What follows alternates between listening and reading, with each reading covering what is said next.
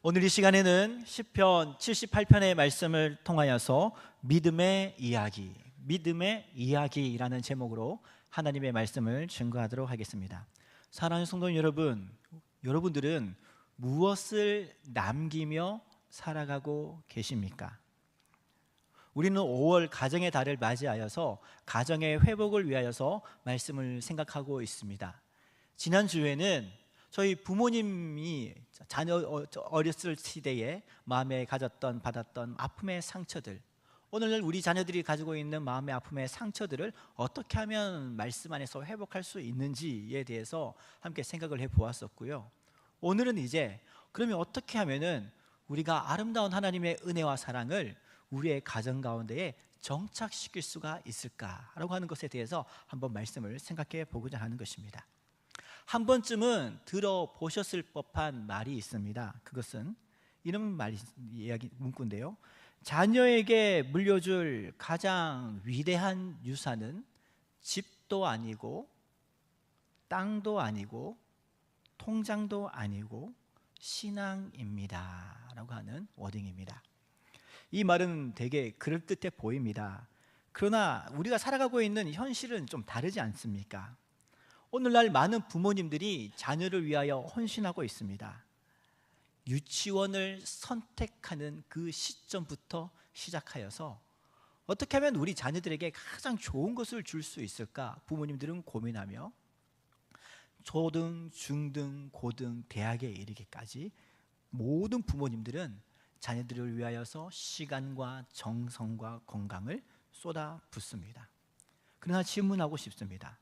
과연 우리 부모님들의 그 헌신과 물질과 건강 속에 하나님이 계신가요? 부모님은 자녀가 좋은 직장을 얻도록 도와줍니다. 좋은 배우자를 만날 수 있도록 기도합니다. 이러한 헌신은 부모님들에게 있어서는 반드시 필요한 덕목인 것이고 모습들입니다. 그러나 과연 우리가 자녀들이 하나님을 인격적으로 만날 수 있는 데에 있어서는 얼마만큼의 헌신과 시간과 재정과 건강을 투자하십니까? 오늘날 대한민국의 도시 가정은 무언가를 남기기 위하여서 분투를 하고 있습니다. 그러나 정작 자녀들에게 우리의 가정 속에 반드시 남겨야 할 것을 남기지 않는 그러한 슬픈 세대가 되어져 버린 것이죠. 어느 기업가가 생전에 수천억의 자산을 모았다라고 합니다. 그는 자녀들을 위하여서 유언장을 작성하였는데 그 유언장에 이렇게 기록되어 있다고 합니다. 나는 이 땅에 많은 것을 남겼습니다. 그러나 가장 미안한 건 내 자녀들에게 하나님을 모르고 세상을 살아가게 한 것이 너무나도 미안합니다 라고 그 유언장에 남겼다라고 합니다. 그런데 이 고백이 우리에게 낯설지 않은 이유는 무엇일까요? 오늘 이 시대 너무나도 많은 부모님들은 신앙은 교회에서, 삶은 세상에서, 미래는 학원에서 배우고 살아가라라고 합니다. 그런 면에 있어서 오늘 우리가 읽었던 시편 73편의 말씀은 우리에게 도전을 주고 깨우침을 주는 것이죠. 1절에서 4절 말씀을 제가 다시 한 번 더 읽어드리겠습니다. 내 백성이여 내 율법을 들으며 내 입의 말에 귀를 기울일지어다. 내가 입을 열어 비유로 말하며 예로부터 감추었던 것을 드러내려 하니 이는 우리가 들어서 아는 바요 우리 조상들이 우리에게 전한 바라. 우리가 이를 그들의 자손에게 숨기지 아니하고 여호와의 영예와 그의 능력과 그가 행하신 기이한 사적을 후대에 전하리로다. 아멘.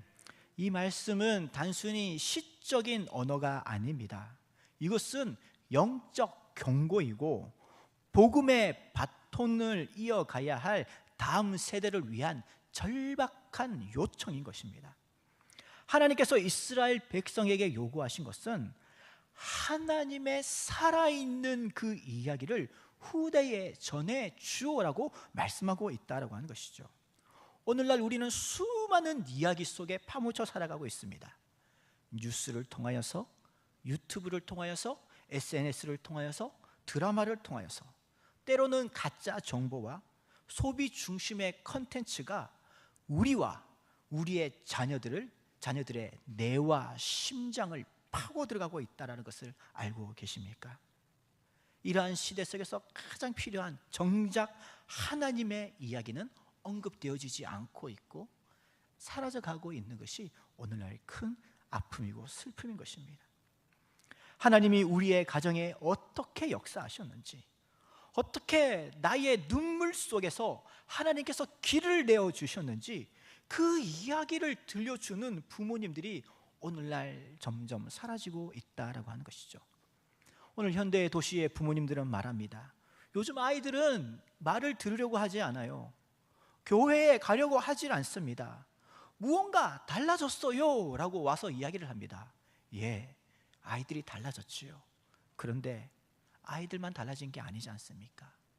아이들이 달라지기 이전에 먼저 부모님이 달라져 버린 것 아닌가요?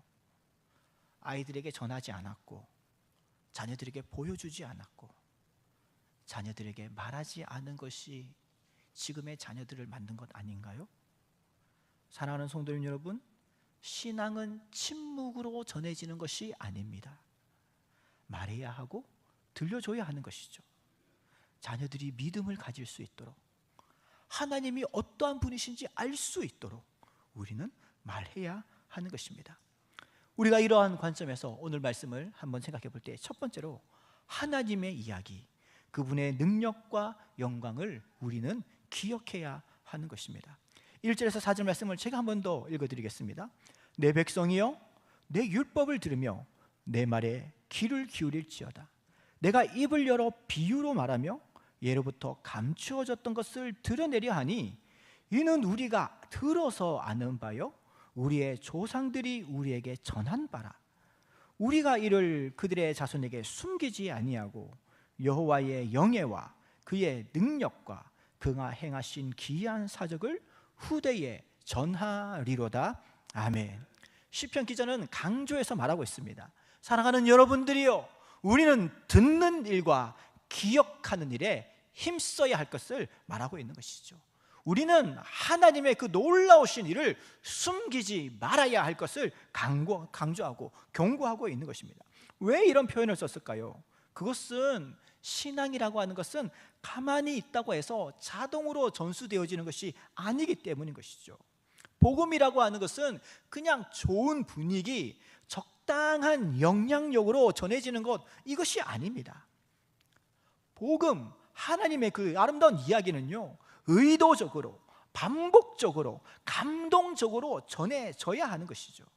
그렇지 않으면 믿음이라고 하는 기억은 사라질 수밖에 없는 것입니다. 현대 심리학에서도 서사적 기억이라는 표현을 강조하고 있습니다.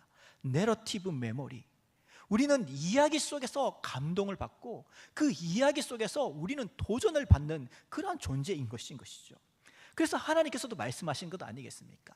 살아계신, 살아있는 그 하나님의 역사심을 자녀들에게 전하라고요.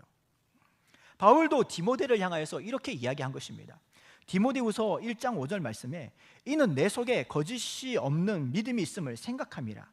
이 믿음은 먼저 내 외조모 로이스와 내 어머니 유니게 속에 있더니 내 속에도 들어있는 줄 확신하노라. 아멘. 우리는 이 말씀 가운데 도전을 받는 것이죠. 디모데의 신앙은 어떠한 설득과 강요와 압박 가운데서 생겨난 것이 아니었습니다. 그의 어머니와 그의 외할머니의 삶 속에서, 그분들의 기도 모습 속에서, 그분들을 통하여 들려진 이야기 속에서 하나님을 만나서 그의 디모데는 살아있는 믿음을 가질 수 있었다라고 하는 것입니다. 한 가정이 있습니다. 어머니는요, 중학교도 졸업하지 못했습니다. 아버지는 그냥 일용직 노동자였습니다. 그렇게 힘들고 어려운 가정이었음에도 불구하고 이 가정에는 하나님을 믿게 된 것이죠. 그래서 매일매일 저녁마다 지친 아버지는 그 떨리는 손으로 성경의 책장을 넘기시고 찬송가를 부르시고, 어머니는 그 자리에서 눈물로 자녀들을 위하여서 기도했다고 합니다. 부모님이 겪는 이 고통과 아픔이 자녀들에게는 끊어지고 아름다운 예수의 복음의 은혜는 이어질 수 있도록, 그리고 훗날 그 아들은 대학 교수가 되었고요. 그 교수로 되는 그 첫 자리에서 이렇게 고백을 했다고 합니다. 제가 박사학위를 받을 수 있었던 것은 아버지의 말씀과 어머니의 눈물 때문이었습니다. 모든 것이 하나님의 은혜입니다 라고요. 이 이야기는 멀리 떨어져 있는 이야기가 아닙니다. 우리도 할 수 있는 것이죠. 우리 부모님들도 자녀들에게 이렇게 들려줄 수 있는 것입니다. 우리가 이렇게 들려준다고 해서 모든 사람들이 박사가 되고 교수가 되는 것이 아니고요, 우리가 이렇게 들려주므로 말미암아 이 험한 세상 속에서, 악한 세상의 문화 속에서 믿음을 지켜갈 수 있는 믿음의 자녀로 자라날 수 있도록 우리가 만들어 줄 수가 있다라고 하는 것입니다. 교회에서 아무리 많은 프로그램을 준비하고 한다 할지라도 이 모든 신앙은 결국 가정 안에서 형성되어지는 것이죠. 하나님이 누구신지 삶의 언어가 가정에서 들려져야 되는 것이고, 부모님의 눈물의 기도가 이어져야 되는 것이고, 진심 어린 대화가 이어지게 될 때에 그것이, 그 기억이, 내러티브적 메모리가 우리의 자녀들의 속에서 각인이 되어진다라고 하는 것입니다. 혹 자녀에게 가장 많이 한다라는 이야기가 공부해라, 늦게 다니지 마라, 게임하지 마라 라는 말이라면은 우리는 세상의 부모님들과 다를 바 없는 세상의 언어를 물려주고 있는 것입니다. 신앙은 들려주는 것입니다. 자녀에게 가장 큰 신앙은 부모가 만난 그 하나님을 전하는 것이죠. 엄마가 공부할 때에 하나님이 도와주셨어. 아빠가 힘들 때에 하나님께서 힘을 주셨어. 할머니가 아플 때에 하나님이 마음에 평안을 주셨어. 이 작은 한마디 한마디가 자녀들에게 계속 들려지게 될 때에 그 사람다운 사랑의 대화, 신앙의 이야기, 하나님의 이야기는 우리의 자녀들의 마음을 깊이 적시게 되어진다라고 하는 것입니다. 혹 이렇게 생각하는 분들이 계실지 모르겠습니다. 저는 자녀들에게 그런 이야기를 해준 적이 없는데요. 너무 바빠서 우리의 자녀 가족들은 쉽게 모이기도 힘들 정도로 정신없이 살아가고 있는데요. 예, 그럴 수도 있습니다. 그러나 성경은 우리에게 말씀합니다. 모든 완벽한 환경 가운데서 하나님이 일하신다고 얘기한 것이 아닙니다. 이렇게 힘들고 어려운 상황 가운데서도 우리가 함께 기도하고 눈물로 나아가게 될 때에 하나님께서 그 속에 역사하신다는 것을요. 왜냐하면 우리가 가장 약할 때에 하나님께서 가장 강하게 일하실 수 있는 줄 믿습니다. 오늘 본문을 통해서 우리가 두 번째로 생각해 볼 수 있는 것, 신앙을 가르치는 것은 교회가 아닌 가정인 것입니다. 오늘 본문 5절 6절 말씀에 이렇게 기록되어 있습니다. 여호와께서 증거를 야곱에게 세우시며 법도를 이스라엘에게 정하시고 우리 조상들에게 명령하사 그들의 자손에게 말하라 하셨으니 이는 그들로 후대 곧 태어날 자손들에게 이를 말게 하고 그들은 일어나 그들의 자손에게 일러라 라고 말씀하고 있는 것이죠. 성경은 단호하게 말씀하고 있습니다. 너희 자녀들의 신앙 교육을 신학교에 가서 가르치라 라고 얘기하지 않습니다. 너희 자녀들의 신앙을 제사장에게 가서 가르치라 라고 얘기하지도 않고요, 교회에 가서 가르치라라고 이렇게 얘기하신 것이 아닙니다. 신앙의 그 첫 스타트는 조상들, 곧 부모 세대가 책임져야 할 몫이다라고 하는 것이죠. 신앙은 누군가에게 위임할 수 있는 것이 아닙니다. 자녀에게 믿음을 전하는 책임은 교회나 어떠한 모임에 있는 것이 아니고 부모님의 삶과 부모님의 입술 속에 있는 것입니다. 오늘날 부모님들은 이렇게 얘기하죠. 교회에서 가르쳐 주겠지. 전도사님이, 목사님이 알아서 해주지 않을까. 그러나 성경은 그렇지 얘기하지 않고 있습니다. 신앙의 교육 1순위가 곧 부모인 것을, 이것이 곧 하나님의 교육 커리큘럼이다라고 하는 것입니다. 이것은 신명기 6장에도 너무나도 잘 나와 있죠. 신명기 6장 6절에서 7절 말씀에 이렇게 기록되어 있습니다. 오늘 내가 내게 명하는 이 말씀을 너는 마음에 새기고 내 자녀에게 부지런히 가르치며 집에 앉았을 때이든지 길을 걸어갈 때이든지 누워 있을 때이든지 일어날 때이든지 이 말씀을 강론할 것이라 라고 말씀하고 있는 것이죠. 이것이 하나님의 교육법인 것입니다. 생활 속에서, 대화 속에서, 식사 중에도, 길을 가다가도 우리는 자연스럽게 지속적으로 하나님의 그 아름다우신 이야기를 전해 주어야 하는 것입니다. 오늘날처럼 주일날 예배 한번 딱 드리고 30분 공과 공부하는 것으로 인해서 이 세상의 가치관과 경쟁에서 이길 수 없는 것이죠.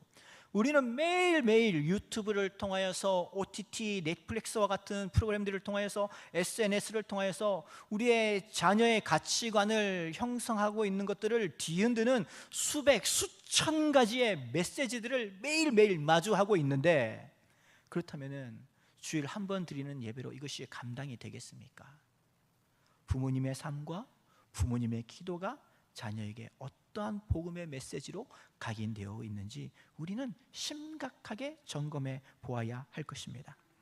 그런 부분에 있어서 사무엘상 1장에 등장하고 있는 한나와 사무엘의 이야기는 우리에게 큰 도전을 주는 것이죠. 사무엘상 1장 27절 28절 말씀에 이렇게 기록되어 있습니다. 이 아이를 위하여 내가 기도하였더니 내가 구하여 기도한 바를 여호와께서 내게 허락하신지라.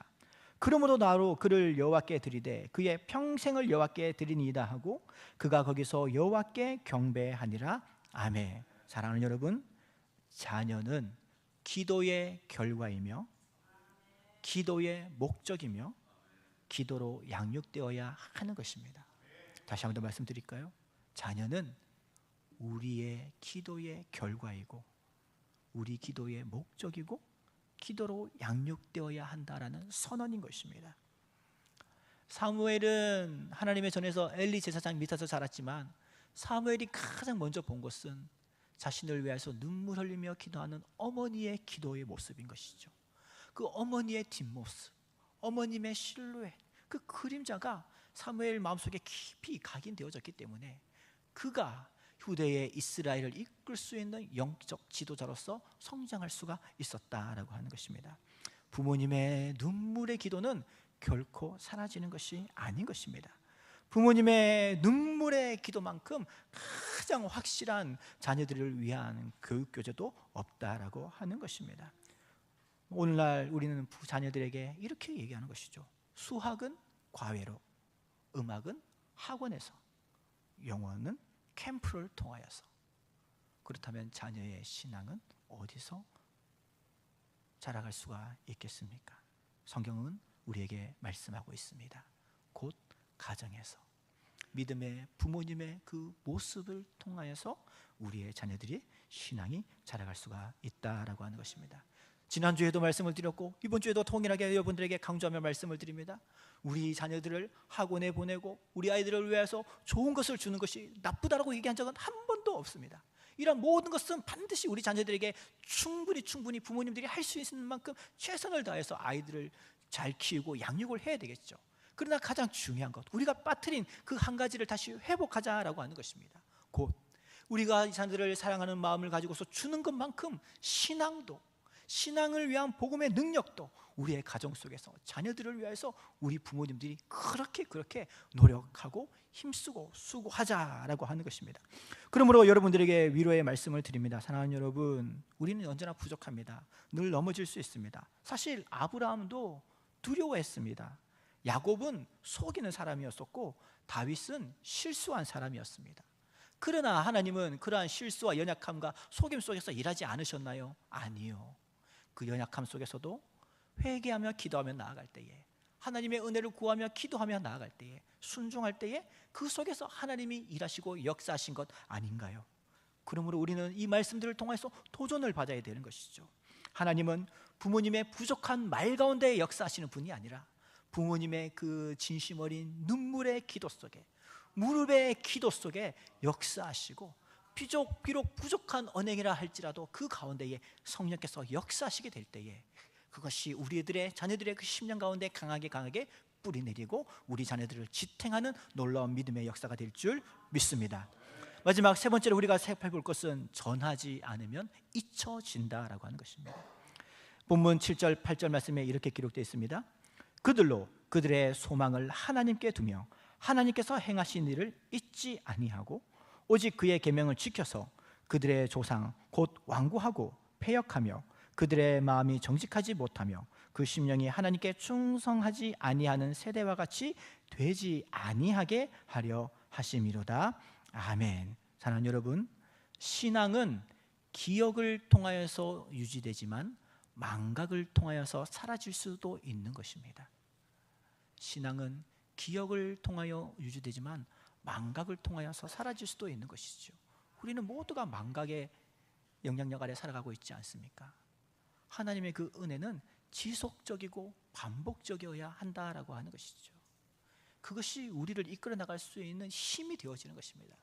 에이, 했던 이야기를 왜 또 하세요? 아니요. 그런 반복 속에, 지속성 속에서 살아있는 하나님의 은혜가 우리의 자녀들이 거친 세상을 살아갈 때 결국에는 우리 자녀들을 지탱해 줄 수 있는 믿음의 뿌리가 되어진다라고 하는 것이죠. 부모님의 삶 가운데 일하신 하나님을 전하는 것, 나의 삶 가운데 일하셨던 그 하나님을 자녀들에게 증거하는 것, 그것이 곧 우리 자녀들에게 있어서는 살아있는 복음이 되어진다라고 하는 것입니다. 그러므로 사랑하는 여러분, 우리는 전해야 하는 것입니다. 전하지 않으면 잊혀지는 것입니다. 사사기가 그것을 가장 잘 드러내고 있지 않나요? 사사기 2장 10절 말씀에 이렇게 기록되어 있습니다.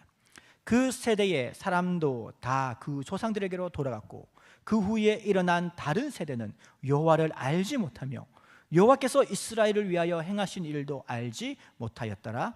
아멘. 어떻게 그 하나님의 언약 백성들이 그 하나님께서 행하신 그 놀라운 일들을 잊어버릴 수가 있겠습니까? 하나님께서 하늘에서 만나 음식을 내려주시고 하늘에서 불덩어리를 내리시고 바다를 가르시는 그 놀라운 일을 하셨지만은 그것이 그 믿음의 세대 때부터 해서 계속해서 전해져 내려왔지만은 한 부모님 세대에 와서 그것을 자녀들에게 전하지 않으면은 그때부터 그 이야기는 끊어지는 것 아닌가요? 하나님의 그 이야기가 나에게까지는 잘 내려왔는데 이것이 전하지 않으면 그 세대에서부터 끊어지고 앞으로는 하나님을 기억하지 못하는 세대가 되어져 버리는 것이죠. 그것이 사사기인 것이죠. 하나님을 알지 못하는 세대, 하나님의 뜻과 말씀에 순종하는 세대가 아니고 자신의 소견에 옳은 대로 행하는 세대. 사사기 이후에 이스라엘 백성들이 어떻게 됩니까? 우상 숭배에 빠지고 성적 타락을 경험하고 민족 간의 전쟁을 일삼는 안타까운 현실을 살아가는 것을 보게 되어지는 것입니다. 이 비극의 시작은 하나님을 잊은 것에서 시작된 것이죠. 사랑하는 성도 여러분, 이 말씀은 오늘 이 시대를 향한 우리의 말씀인 것입니다. 우리의 가정을 위한 하나님의 말씀인 것입니다. 대한민국 교육부 통계에 따르면 10대 중에 교회 출석 경험이 있는 비율이 지난 20년간 볼 때에 60%에서 17%까지 떨어져 버렸다라고 이야기를 하고 있습니다. 오늘날 도시 속에서 교회 학교, 주일학교는 사라지고 있고요. 수련회에 참석하는 인원은 점점점 줄어들고 있고 신앙은 더 이상 가정의 중심 가치가 아니라고 여겨지는 분위기가 너무나도 만연해져 버린 것이죠. 자녀들이 하나님은 누구신가요? 라고 부모님에게 질문할 때 침묵하는 부모님이 많아지고 있습니다. 주일날 왜 교회에 가야 하나요? 라고 얘기할 때에 자녀들의 대답을 질문을 회피하는 부모님들이 너무나도 많아지고 있는 것입니다. 왜 그렇습니까? 그 신앙의 연결고리가 끊어졌기 때문 아닌가요? 우리가 조금 아차하는 순간 그 신앙은, 우리의 자녀들은, 우리의 후손들은 신앙 없는 삶을 살아갈 수밖에 없다라고 하는 것입니다. 신앙은 단지 한 번의 설교, 한 권의 책으로 전해지는 것이 아닙니다. 반복되어지는 말과 삶의 모습, 일상의 습관들이 조용히 깊게 스며드는 것, 그것이 바로 신앙인 것이죠. 그러므로 우리는 이렇게 예를 들어볼 수 있을 것 같습니다. 식사 전에 함께 모여서 기도하는 것을 이제 다시 한 번 더 회복하십시오. 너무나도 바쁘게 살아가다 보니 부모님들은 자녀들에게 음식을 차려주는 것에 바빠서 자녀들이 기도를 하는지 음식을 먹는지 돌아보지도 못할 때가 너무나도 많이 있지만, 그렇게 한번 만났을 때에, 너무나도 바쁜 시대 속에서 그렇게라도 한번 모였을 때에 함께 기도하는 것으로 인해서 자녀들에게 기도하는 모습을 보여주고 기도를 가르쳐 주십시오. 출근하기 전에, 학교 가기 전에 잠깐이지만 잠깐 함께 앉아서 성경 한 절을 읽고 성경 한 장을 읽을 수 있는 이런 것들을 한번 도전해 보십시오. 매일 함께 모여서 가정 예배를 드린다는 것이 어렵습니다. 출근 시간, 퇴근 시간도 서로 다르고 잠자는 시간도 서로 다르기 때문인 것이죠. 그렇다 할지라도 한 번쯤은 함께 시간을 만들어서 모여서 예배하고 기도하는 모임을 가져보십시오. 주일이 되면은 밖으로 나가는 것이 아니라 함께 주일 성수하면서 교회에 와서 예배드리는 이런 거룩한 습관들이 우리 모든 성도님들 안에서 하나씩 하나씩 정착되어지게 된다면은 우리의 자녀들이 이러한 모습들 속에서 이것이 기억 속에 각인되어져서 하나님의 이야기로 인하여 우리의 자녀들이 거친 세상 속에서 흔들리지 아니하는 그러한 믿음을 온전히 붙들게 되어질 줄 믿습니다. 이것을 곧 기억의 방주라고 이야기하는 것입니다. 세상에 거친 홍수가 밀려오게 될 때에 그 홍수 속에서 우리를 구원할 수 있는 방주, 하나님의 이야기, 예수 그리스도의 이야기, 성령님의 이야기, 나의 부모님과 함께 일하셨던 그 이야기가 우리 자녀들에게 좋은 안전한 든든한 방주가 되어서 거친 세상에서 우리들을 지켜 보호하게 되어질 줄 믿습니다. 말씀을 마무리하도록 하겠습니다. 사랑하는 성도님 여러분, 지금은 전할 때입니다. 우리의 자녀에게 무엇을 전하고 계십니까? 물질입니까? 성공입니까? 아니면 두려움입니까? 혹시 우리는 열심히 해라, 실수하지 마라, 좋은 대학 가야지 이런 말을 수도 없이 반복하면서도 하나님은 너를 사랑하셔, 하나님께서 너와 함께 하실 거야 라고 하는 이러한 이야기는 한 번도 하지 못하는 그러한 삶을 살아가고 계시지는 않으십니까? 하나님은 나를 사랑하시는 만큼 우리의 자녀들도 사랑하시는데 그런 축복의 메시지, 그런 축복의 언어가 우리 자녀들에게 전해져야 되지 않을까요? 오늘 시편 78편은 우리에게 이렇게 얘기하고 있습니다. 우리가 이를 그들의 자손에게 숨기지 아니하고 여호와의 영예와 그의 능력과 그가 행하신 기이한 시작을 후대에 전하겠다라고 강조하고 있는 것입니다. 이것은 우리의 사명인 것입니다. 생명을 살리고 자녀를 살리고 우리의 가정을 살리는 사명인 것입니다. 그러한 일에 우리가 함께 동참하였으면 좋겠습니다. 복음은 가정의 이야기입니다. 복음은, 믿음은 부모님의 눈물에서부터 시작되어지는 것입니다. 우리의 아이들은 부모님이 기도하는 뒷모습을 기억하게 될 것입니다. 그런 무릎 꿇고 있는 우리의 모습, 부모님의 그 사랑을 자녀들에게 이제라도 보여주며 선하고 아름다운 길을 걸어가는 귀하고 아름다운 믿음의 명문 가정 되어주시기를 주님의 이름으로 소원하며, 우리 함께 말씀을 생각하면서 기도한 시간 갖도록 할 때 주여 나를 붙들어 주시고 다시 한 번 더 우리